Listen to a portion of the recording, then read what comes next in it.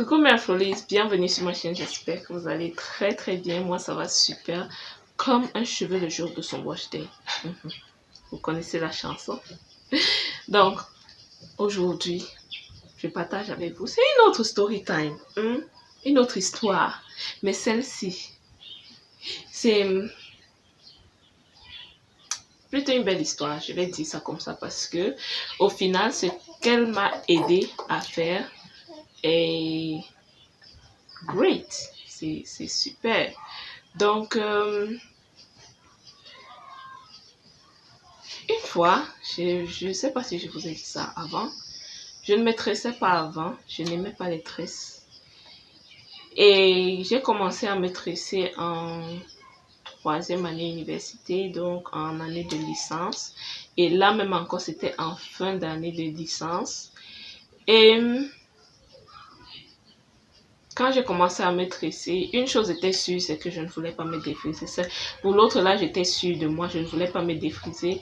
Et merci aussi à maman parce que elle-même n'était pas pour que nous on se défrise. C'est vrai qu'elle se défrisait, mais elle n'était pas pour que nous on se défrise. Et j'ai juste compris que c'est... comment je vais dire ça? La solution au défrisage, l'alternative au défrisage, elle ne l'avait pas vraiment, donc elle savait que non, le défrisage n'est pas bien, mais comment faire pour ne pas défriser, là c'était un peu difficile parce que en même temps, si elle disait qu'on ne se défrise pas, du moins elle ne nous encourageait pas à nous défriser, mais si après tu avais des cheveux qui faisaient mal et que tu lui dis que là où je suis là, je ne peux plus moi supporter, je vais seulement défriser, elle aurait pu céder. Ça, je sais qu'elle aurait pu céder si tu présentais ça comme ça, du genre, tu peux pas supporter, ça fait trop mal. Elle aurait pu céder. Mais c'est quelque chose qu'elle n'encourage pas à la base. Et donc, j'ai dit, je ne me tressais pas, et ce n'est qu'en 3e année de licence que je commence à me tresser. Et tout naturellement, je savais que je ne voulais pas me défriser, mais qu'est-ce que je devais donc faire sur ma tête? Ça aussi, je ne connaissais pas encore. J'aime bien les tresses au fil. Oh, c'est la base. Mais quand tresser ça, mon ami, oh, la douleur de la chose, maman, ça faisait mal. Bref. Et je ne savais donc pas ce que j'allais faire sur ma tête. Et puis, j'ai commencé comme tout le monde.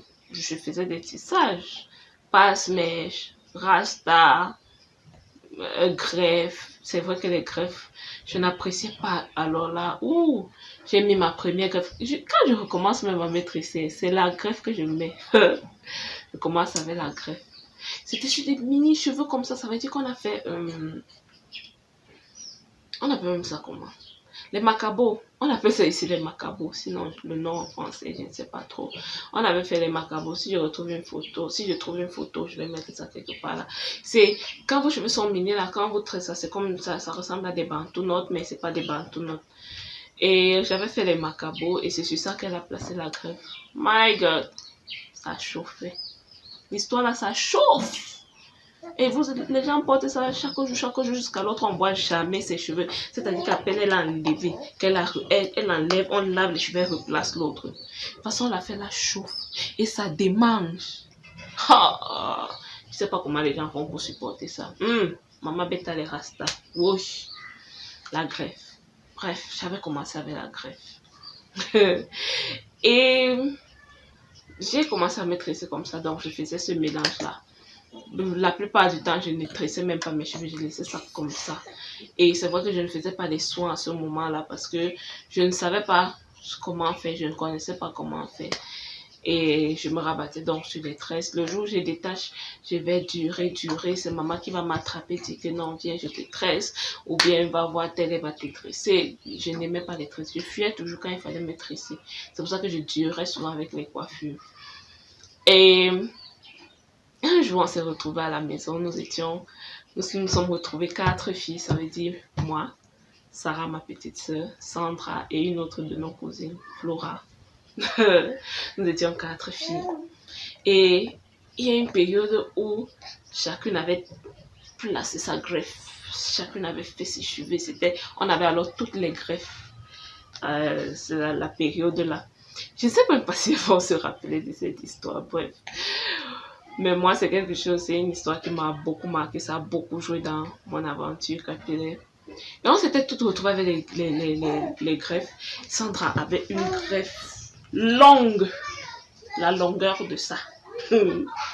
C'est vrai que comparé à ce que je vois aujourd'hui, c'était rien, mais vraiment à l'époque là, je trouvais que c'était long. À l'époque là, moi, la période là, j'avais fait une greffe, une courte greffe. C'était un truc court. Et elle avait une greffe longue jusqu'ici. Et un jour, le pater nous appelle. Quand il dit le pater, c'est mon père. Mon père nous appelle toutes. Il dit, venez. Quand on vient, on se place là. Nous tous, on se place là. Il nous regarde, il dit, tout ce que vous avez sur la tête là, je ne veux plus voir ça dans ma maison. Vos histoires de mèches, de greffes. Si vous ne pouvez pas tresser vos cheveux tels qu'ils sont, vous les rasez. Je ne veux plus voir ça dans ma maison. Et il faut savoir que mon père, c'est quelqu'un de très strict. Très strict. Mais quand on dit strict là, les gens qui sont camerounais, imaginez un enseignant qui est bamileke. Vous voyez un peu. Donc, parce que ce n'est pas... C'est que les bamileke au Cameroun ont cette réputation-là d'être très stricts. Et les enseignants aussi ont la réputation d'être très stricts avec leurs enfants. Ce qui fait que, imaginez maintenant le mélange là. C'est ça que j'avais à la maison. C'est ça que nous on avait. Donc mon papa, lui, il était très strict. Ce qui fait que comme il a dit là, il ne veut plus voir ça. Oh, dès qu'il a dit comme ça là, on quitte. On arrive dans la chambre. C'est Sandra qui dit que... non, ça c'est pas Sandra, c'est Flora. C'est Flora qui dit que maman, je ne veux pas moi les problèmes. Elle a commencé à détacher sa greffe le même jour. Je crois que le lendemain, c'est Sarah et Sandra qui ont suivi. À la période là, j'avais dit que le père, je viens de placer ma part. Je vais détacher ça le jour, j'avais décidé qu'il vais détacher. J'ai détaché ma part 2 semaines après. Donc la période là, et puis j'étais dans une période où j'essayais de m'affirmer, de me poser, de dire que c'est moi. Vous ne me voyez pas, c'est moi. Bref, j'étais dans cette période-là où tu essayes de t'affirmer, tu essayes de dire que non, c'est pas toi qui me contrôle, les choses un peu comme ça. Bref, c'est ce que j'avais dans la tête à cette époque-là. Ce qui fait que j'ai dit non, moi je viens de placer ma greffe. Tu dis que je détache, qui va encore aller se tresser dans ma tête? Ce n'était pas le problème de détacher, mais c'est que qui va encore aller s'asseoir pour contrer ça? Mon problème, c'était qui va encore tresser. Non, pas qui va tresser, mais qui va s'asseoir pour qu'on tresse. Qui va encore supporter la douleur là. Donc, tu vas me faire ce que tu vas me faire. Ça va seulement attendre quand j'avais décidé de détacher, ça va me détacher. Et c'est donc ce qui s'est passé. J'ai détaché mes tresses 2 semaines plus tard. Et sinon, le même jour, Flora a détaché. Et puis, les jours qui ont suivi, Sarah et Sandra aussi ont détaché les leurs. J'ai gardé ma part encore 2 semaines.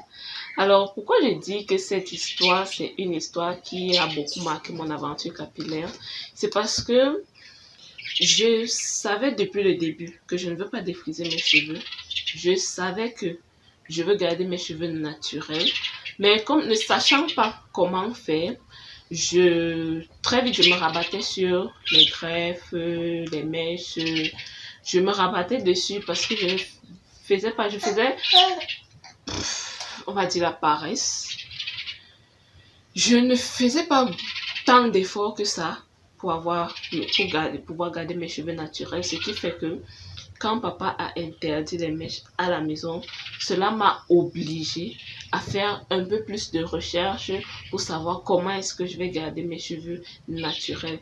Et c'est donc comme ça que mes recherches ont commencé. Comme j'aime tester les choses, j'aime mélanger les choses, c'est comme ça que je commence avec mes recettes maison pour l'entretien des cheveux. Mais une chose qui a encore boosté, qui est venue compléter, donc c'est vraiment venu combler ce que je faisais déjà. C'est le programme de Sandra, mon afro libre, des cheveux crépus souples et longs à ta portée. Parce que dans ce programme-là, elle te montre... Alors, je suis de retour. Ça s'est coupé d'abord tout à l'heure. Désolée. Donc, ce que je disais, c'est que ce qui est vraiment venu faire bof, ce qui est vraiment venu combler ce que je faisais déjà, c'est le programme des cheveux crépus souples et longs à ta portée by mon afro libre Sandra, qui est vraiment venu combler ça. Donc, une fois que j'ai pris ça, mes cheveux, ils ont encore fait boum. Parce que là, elle t'apprend comment manipuler tes cheveux. Et c'est vraiment... Donc, c'est un programme à prendre. C'est très important dans l'entretien du cheveu de savoir manipuler ses cheveux. Et là-bas, il te montre comment faire ça. Qui permet de revenir à la texture naturelle de tes cheveux. Donc, une fois que j'ai donc pris ce programme-là avec ce que je faisais déjà, plus mes recettes maison, mes cheveux ont directement encore fait boum. Et puis la pousse aussi, il poussait déjà, nos cheveux poussent normalement, mais après la pousse a encore été plus rapide. C'est pour ça qu'on dit, quand tu prends bien soin de tes cheveux, forcément ils vont aussi, tu vas remarquer la longueur, et ils vont pousser peut-être plus vite si tu faisais d'abord des choses qui diminuaient leur vitesse maximale de croissance. Donc, quand tu fais bien ce qu'il faut, cette vitesse de pousse là va encore augmenter, et puis tu auras l'impression que tes cheveux poussent encore plus vite. Ce n'est même pas une impression, c'est qu'ils poussent un peu plus vite parce que tu les as mis dans un environnement encore beaucoup plus agréable qui permet leur épanouissement. Donc, c'était un peu ça.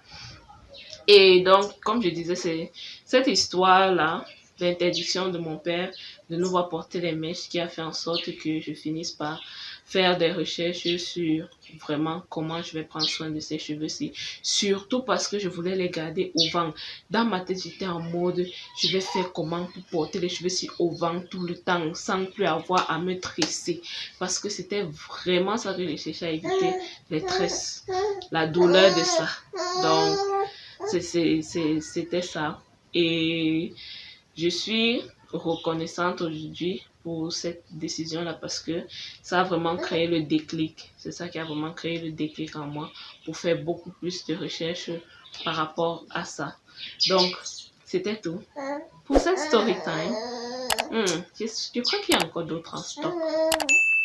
Je dois encore avoir une ou deux histoires. Bref. Peut-être je vous les raconterai aussi. Il faudrait que je me rappelle bien de ces histoires-là. Du moins, chaque fois que je vais me rappeler d'une histoire par rapport à mes cheveux, je n'hésiterai pas à venir vous la raconter. Donc, on va se dire à très bientôt dans une nouvelle vidéo. Bye!